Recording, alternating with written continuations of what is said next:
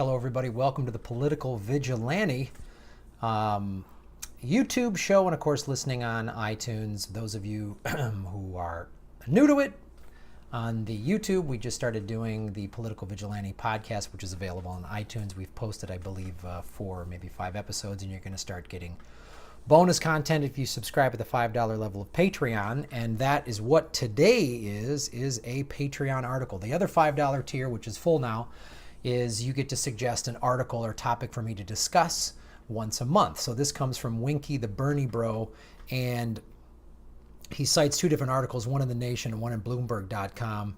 But I've been seeing this a lot in the last couple of days. This has come up. And it's about how the title of the Bloomberg story is Why Some U.S. Ex-Spies Don't Buy the Russia Story. And this article is pretty amazing. And there's this organization called the Veteran Intelligence Professionals for Sanity, VIPS. And they were some of the people when they formed this, apparently in 2003, when the Bush administration was conjuring up all of the nonsense about, oh, Saddam Hussein has weapons of mass destruction, that's why we're going to go in there, versus just going, hey, we need oil. So they...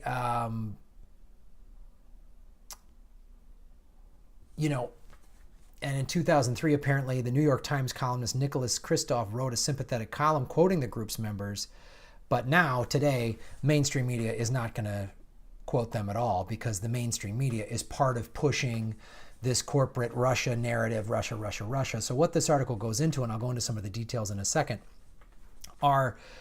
these are intelligence professionals. So they know how to acquire information and go through it. And they were like... they don't believe it was a Russia hacking. They believe it was an actual leak from within, which makes a lot of sense because Julian Assange said he's going to leak some Clinton emails. Julian Assange has said, I mean, he didn't come right out and say it, but numerous people have shown that clip of him basically, he doesn't come out and say Seth Rich was the guy, but it's weird that he brings him up in an interview. The interviewer doesn't bring him up. Anyway, me watching that personally, I believe Seth Rich was the DNC leaker, which is why his mysterious death and, a robbery gone wrong and all the stuff surrounding that just seems very, it seems very odd to me. But I know, if you say that, then, Hillary supporters and DNC purists are like, oh, Graham's a Fox News guy. He's a wingnut just like Sean Hannity. And it's like, I don't care what Sean Hannity says. If he agrees with me or doesn't, I don't know or care. But I just know it just seems odd to me. Anyway, let's get back to this focus. But it is relatable, obviously. But they're showing, it seems more like this was an internal leak. And once they knew that these leaked emails were going to come, that's when the DNC started pushing the Russia hacked story. And that's when they've done a good job. I mean, you've seen Donna Brazile a couple months ago was like, this is an act of war. And Donna Brazile wanting war with Russia. She's part of the machine. So, and it also relates to the DNC lawsuit, because that has been hidden, and it's hard to find updated information on that online. It's hard for me to find that. So, but going back to what Winky the Bernie bro sent in, and thank you so much, Winky the Bernie bro, and all the Patreon backers. This is one of the things you get, and thank you for supporting the show. We're over 4,400 subscribers. I got a new laptop now.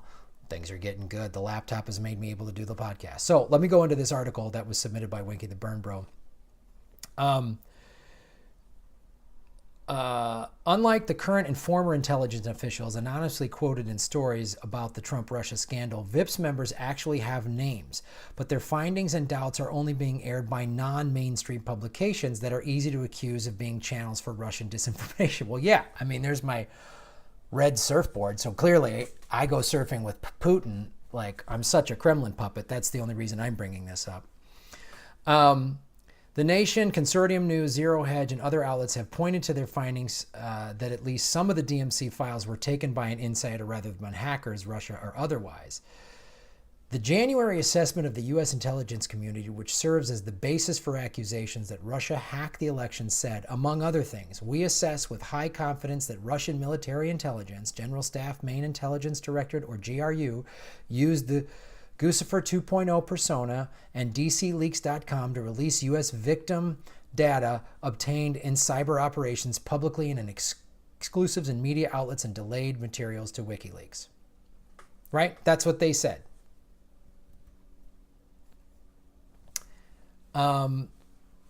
That's what the current intelligence community says. VIPS instead surmises that after WikiLeaks' Julian Assange announcement on June 12, 2016, his intention to publish Hillary Clinton-related emails, the DNC rushed to fabricate evidence that it had been hacked by Russia to defuse any potential WikiLeaks disclosures.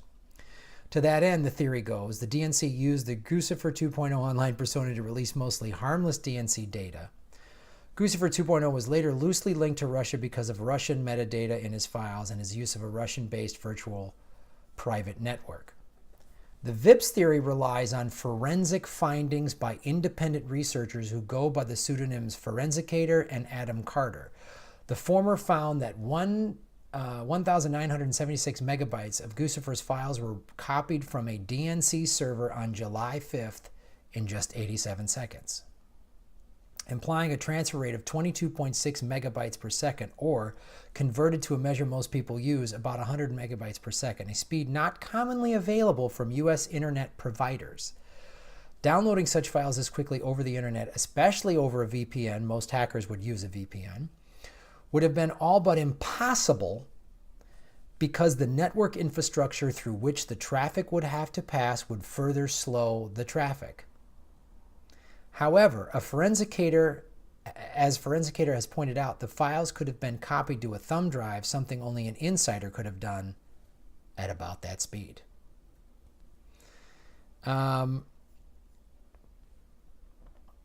So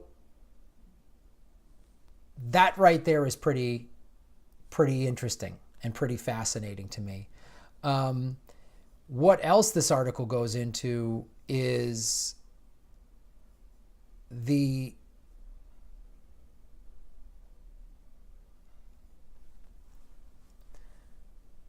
all of the other actions and efforts surrounding it. Because we've asked numerous times on this show, you guys have asked it, I've asked it, Jimmy Dore's asked it, everyone's asking it, why won't the DNC learn from their mistakes? Well, this is one of them. Because for the DNC to truly change its ways and become a progressive party, they would have to say, yeah, these emails are true. Russia didn't hack it. All of this stuff happened. The primary was rigged. Donna Brazile would have to go, yeah, I'm a cheater. I gave Hillary questions before a debate. W. Wasserman Schultz would have to say, yeah, we rigged it. They would all have to admit that, and they would be gone and out of power and out of money. So they need to just keep doing Russia hysteria. It's insanity. It's insanity. It's like dealing with addicts. I don't know if you've ever had an active alcoholic or addict in your life. They cannot take responsibility for anything, and it's always your fault and this and that person, and they can never just go, yeah, I screwed up. Right? The whole DNC needs to go to a 12-step meeting and get a sponsor and work the steps, because they are just completely out of control. So it's this article, I'll put both links below, the Nation article and the Bloomberg article, because there's great information in here, and maybe you didn't know about VIPs, but now you do, and maybe some of you already do. So I'll read a couple more things out of the article. VIPS includes former National Security Agency staffers with considerable technical expertise, such as William Binney, the agency's former technical director for world geopolitical and military analysis. Wow. And Edward Loomis Jr., former technical director for the Office of Signals Processing, as well as other ex-intelligence officers with impressive credentials. That doesn't, of course, mean the group is right when it finds the expert analysis by Forensicator and Carter persuasive. Another former intelligence professional who has examined it, Scott Ritter, has pointed out that these findings don't necessarily refute that Guccifer's material constitute the spoils of a hack. VIP's record of unruly activism might have devalued its theories and conclusions in the eyes of mainstream journalists. Ray McGovern, a VIP's founder who used to prepare and deliver White House briefings at the Central Intelligence Agency, has been removed from Hillary Clinton's events for protesting her policies. While the group was right about Iraq in 2003, that doesn't mean it's right about Russia in 2017, with some of its members' intelligence work now long in the past. So it's good. I'll give Bloomberg credit for pointing out, just because VIPS is saying this doesn't mean it's definitive. But what the article goes on to, and I believe this, is it says, and yet these aren't good reasons to avoid the discussion of what actually happened at the DNC last year, especially since no intelligence agency actually examined the Democrat servers and CrowdStrike.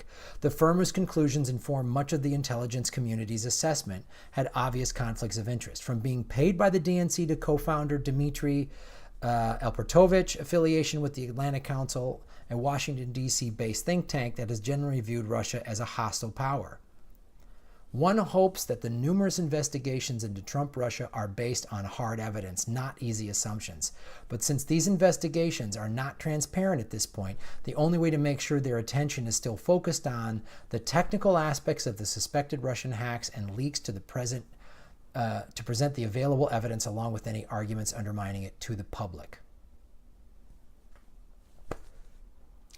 So this is a nice, thorough article, and it's bringing up excellent points. And once again, Russia is used as a distraction. All of this is used to take our eyes off of what the Democrats did and are doing. It's also like, Trump threatening North Korea, and they're going to, fire and fury like you've never seen before, or whatever the fuck idiot crap he said. Yeah, that's to distract all the other shit that he's doing. So I hope more evidence comes out here that shows how corrupt the DNC is. I hope it just... But the mainstream media isn't going to cover this. So I applaud all of you for coming to alternative media, to independent media like this, and supporting this show, because I'm saying what I believe, and I'm reading articles that you suggest, and I'm giving you my opinion on them, and there's no giant corporation telling me what I can and cannot say. That's why when you support this show with Patreon, you're getting what I think. And you're getting news and stories that CNN isn't going to report or MSNBC isn't going to report. They're not going to talk about this, because this threatens their bottom dollar. They know Russia is nonsense. I did a video on that CNN producer that thought it's nonsense. They're just doing it for ratings. And as Nina Turner pointed out, most Americans don't give a shit about Russia. I care more about if the DNC, there's, being shown for how evil that they are. But even at the end of the day, we need drinkable water. We have a president that is threatening World War III. We have Nazis marching in the streets in North Carolina. And they're not shot with rubber bullets and tear gas like the Dakota Access Pipeline people were. So thank you for supporting the show. And thank you, Winky the Bernie Bro, for being a Patreon backer and suggesting this article.